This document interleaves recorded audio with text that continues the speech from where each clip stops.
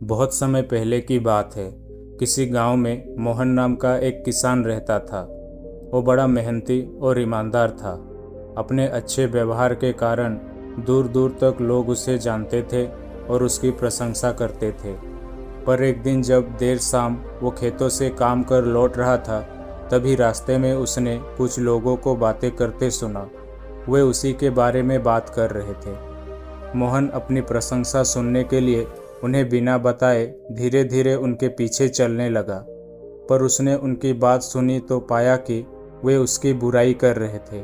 कोई कह रहा था कि मोहन घमंडी है, तो कोई कह रहा था कि सब जानते हैं वो अच्छा होने का दिखावा करता है। मोहन ने इससे पहले सिर्फ अपनी प्रशंसा सुनी थी, पर इस घटना का उसके दिमाग पर बहुत बुरा असर पड़ा और अब वो जब भी कुछ लोगों को बातें करते देखता तो उसे लगता वे उसकी बुराई कर रहे हैं। यहाँ तक कि अगर कोई उसकी तारीफ करता तो भी उसे लगता कि उसका मजाक उड़ाया जा रहा है। धीरे धीरे सभी ये महसूस करने लगे कि मोहन बदल गया है और उसकी पत्नी भी अपने पति के व्यवहार में आए बदलाव से दुखी रहने लगी।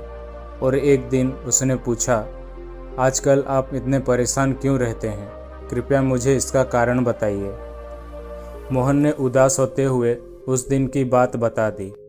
पत्नी को भी समझ नहीं आया कि क्या किया जाए, पर तभी उसे ध्यान आया कि पास के ही एक गांव में एक सिद्ध महात्मा आए हुए हैं। और वो बोली, स्वामी, मुझे पता चला है कि पड़ोस के गांव में एक पहुँचे हुए संत आए हैं। चलिए हम उनसे कोई समाधान पूछते हैं।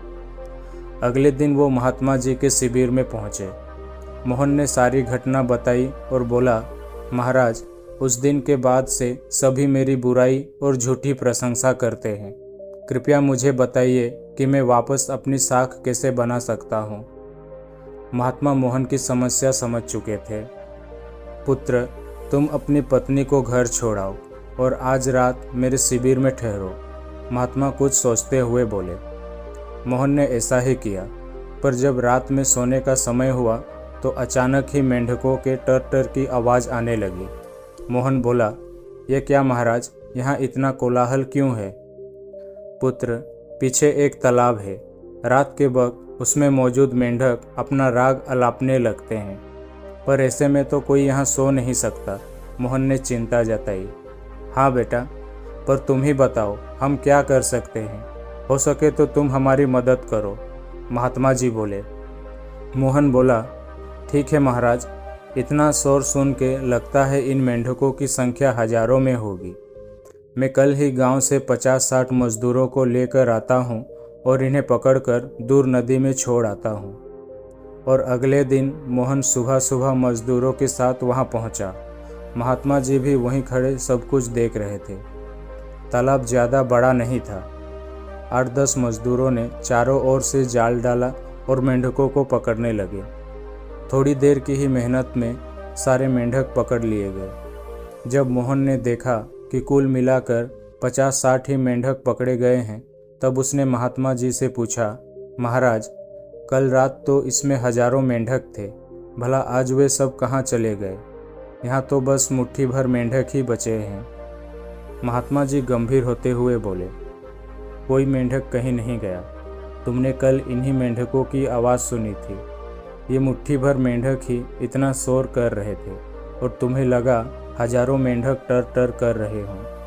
पुत्र, इसी प्रकार जब तुमने कुछ लोगों को अपनी बुराई करते सुना तो भी तुम यही गलती कर बैठे।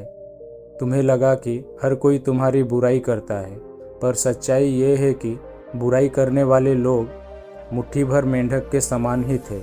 इसलिए अगली बार किसी को अपनी बुराई करते सुनना तो इतना याद रखना कि हो सकता है ये कुछ ही लोग हों जो ऐसा कर रहे हों। और इस बात को भी समझना कि भले तुम कितने ही अच्छे क्यों ना हो, ऐसे कुछ लोग होंगे ही होंगे जो तुम्हारी बुराई करेंगे। अब मोहन को अपनी गलती का एहसास हो चुका था। वह पुनः पुराना वाला मोहन बन चुका था। दोस्तों, ये कहानी हमें ये सिखाती है कि मोहन की तरह हमें भी कुछ लोगों के व्यवहार को हर किसी का व्यवहार नहीं समझ लेना चाहिए और पॉजिटिव फ्रेम ऑफ माइंड से अपनी ज़िंदगी जीनी चाहिए। हम कुछ भी कर लें, पर लाइफ में कभी ना कभी ऐसा समस्या आ ही जाती है जो रात के अंधेरे में ऐसे लगती है मानो हजारों मेंढक कान में टर टर कर रहे हों। पर जब दिन के उजाले में हम उसका समाधान करने का प्रयास करते हैं तो वही समस्या छोटी लगने लगती है।